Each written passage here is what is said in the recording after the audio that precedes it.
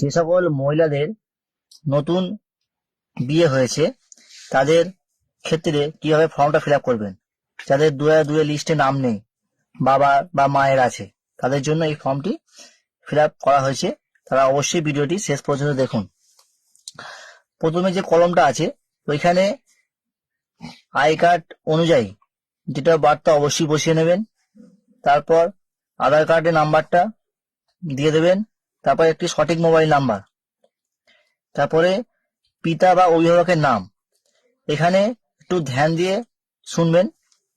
এই যে জায়গাটা, নিজের শ্বশুর বা শাশুড়ির নাম হবে না বা স্বামী নাম হবে না, এখানে তার নিজের বাবার নাম হবে। অর্থাৎ এখানে তার নিজের নাম, বাবার নামটা বসিয়ে দেবেন। তার বাবা 2025-এর রিসেন্ট যে আই কার্ড নাম্বারটা আছে, এপিক নাম্বার, ওইটা অবশ্যই দেবেন। তারপর মায়ের এপিক নাম্বারটা 2025।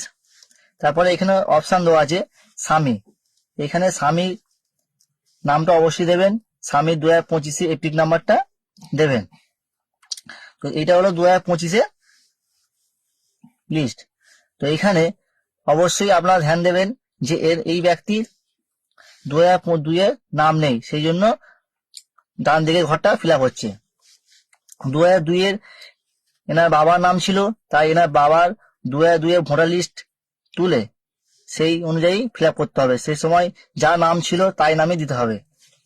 এখানে তার বাবার নাম 2002 অনুযায়ী যা নাম ছিল এবং 2002-এর এপিক নাম্বার এবং 2002-এর এনার বাবার আত্মীয়ের নাম এবং তার সাথে তার কি সম্পর্ক।